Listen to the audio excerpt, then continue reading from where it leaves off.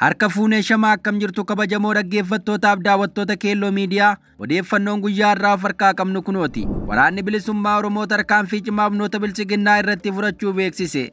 Waraanni Bilisummaa Oromoo tarkaanfii cimaa humnoota bilchiginnaa irratti fudhachuu jabeessee itti fufuu isaa himameera.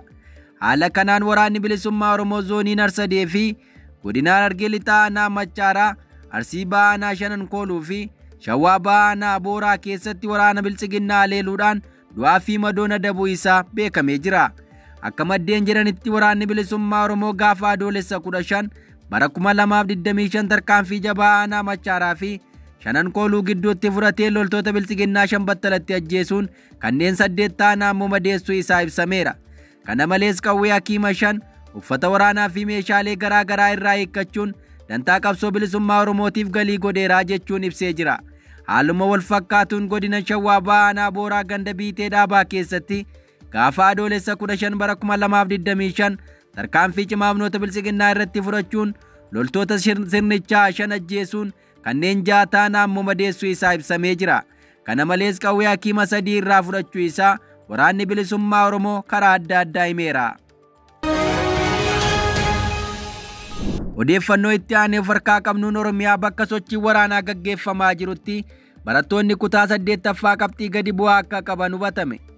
Waraana waggootaaf Oromiyaa keessatti adeemsifamaa jiruun gaaga'amni lubbuu, qabeenyaa fi xiinsammuu hawaasa irra dhaqqabuun hanga ammaallee itti fufee jiraachuu isaati himama. Balaa waraana Oromiyaa keessaan oomishaaf oomishtummaan irrachuu alatti egeree labataa balaa hamaaf saaxilamuu isaa himameera.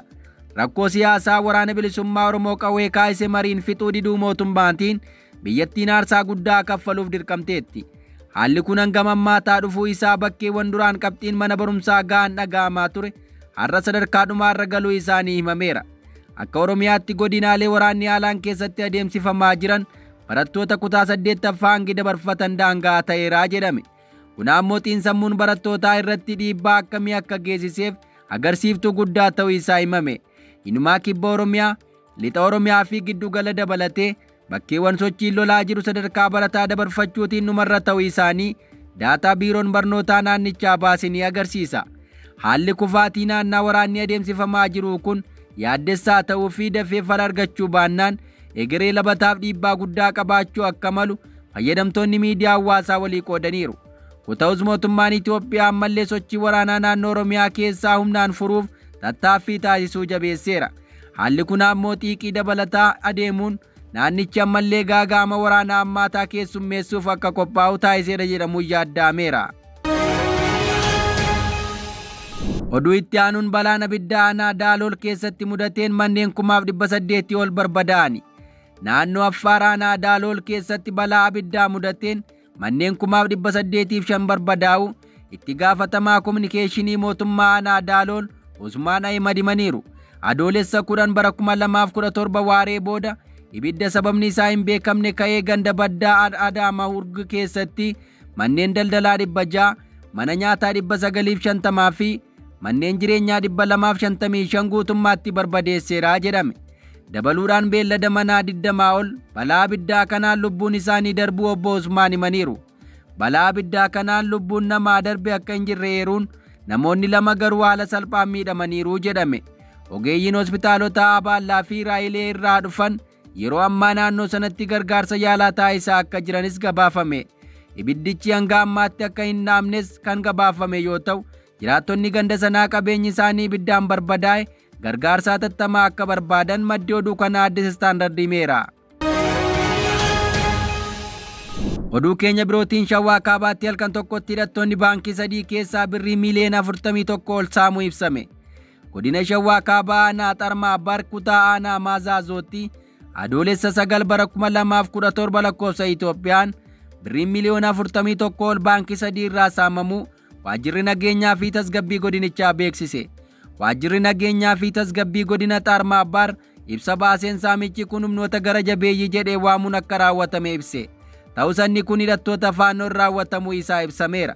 Itti gaafatamaan waajjirichaa obbo Wandimmuu Charinnat baankota kutaanichaa keessa jiran keessaa baankii Bunnaa irraa birrii miiliyoona 11 fi 550, baankii Tsaadaa irraa birrii miiliyoona 1 fi 28, akkasumas baankii Abbaa irraa ammoo birrii miliyoona 29 fi 365 humnoota finxaaleeyyiitiin saamamaniiru jedhan.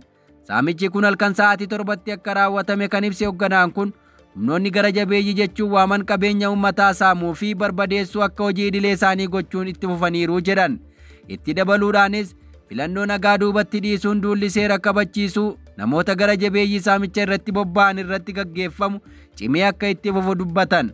Godina Shawaa Kaabaatti saamichi baankii raawwatamu kun ka jalqabaa miti. Bara darbee waxabajjii bara 2016 godina Shawaa Kaabaa aanaa miidaa Warraamoo keessatti baankii daldala Itoophiyaa irraa birrii miliyoona 2 ol humna hidhate kanaan saamamuun isaa ibsamaa ture. Bulchaanichaa obbo Said Ibrahim yeroo sanatti saamichi damee baankichaa Reemaa jedhamu irratti raawwatame jedhame kun humnoota hidhatanii naannoo sanatti socho'aniin kan raawwatame ta'uu humnoota gara jabeeyyii yookaas finxaaleeyyii seeraan alaa jechuun ibsanii turan. Oduu keenya dhumaatiin fonqolcha mootummaan waggoota dhiyoo asaangoo bulchiinsa Burkina Faasoo qabatee ka jiru caasaan Abrahaam Traoree viidiyoo sobaa dalagaa jira jechuun ibsame.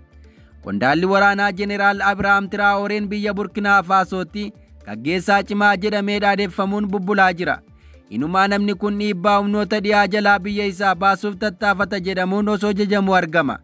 Nama kana biyya isaa qofa osoo hin taane dargaggoonni Afrikaa xiyyeeffannaa kennanii akka dhaggeeffataniif hololli isa dhaadessuun adeemsifamaa jiru dhiibbaa guddaa uumeera.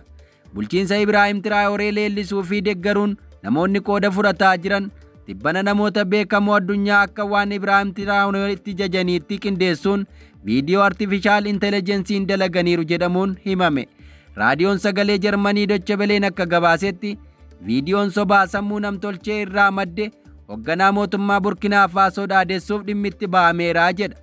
Viidiyoon pirezidaantii Burkina Faasoo Ibraahim Traoree faarsu kun sagalee fi suuraa namoota beekamoo addunyaa Harry Kelly, Justin Bieber, Beyoncé fi Paappaasilioo dabalatee fayyadamuu isaa himameera. Ogeeyyiin akka jedhanitti viidiyoonni kun qaama duula ololaa fi sobaa Traoree kan bara 2022 fonqolcha mootummaatiin aangoo qabate beeksisuuf gaggeeffamaa jirudha jedhu. Viidiyoon artifishaal intelejensiin maddisiifame tokko kan weellisaa hidhame Harry Kelly'n hojjetame Traoreen hoogganaa jabaa jechuun faarsa. Viidiyoon kun caamsaa irraa eegalee yeroo miliyoonaan 2 ol ilaalamuu isaa ibsameera. Duulli eenyummaa dhuunfaa ol kaasuuf gaggeeffamu miidiyaa hawaasaa lixa Afrikaatti xiyyeeffannaa argachaa jira. Keessattuu yeroo ammaa fonqolchi mootummaa fi haleellaan jihadistootaa naannicha dhiphisuu itti fufee jira.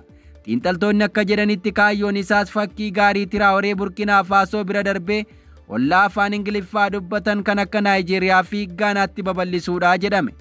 Duulli dhiibbaa kun aangoo mootummaa seera qabeessa gochuuf ka gargaaru jechuun ogeessi kominikeeshinii Tarsiimoo Burkinaabee ibsan. Qabiyyeen kun tokko tokko namoota dhiibbaa uumuu bu'aa barbaadaniin kan qoodamu yoo ta'u, kaan ammoo neetwoorkii miidiyaa dijitaalaa mootummaa waliin hidhata qaba jedhamee qabsaa'aa siyaasaa US keessa jiraatu Ibraahim Meegaan hoogganamu waliin wal qabatee akka jiru himan.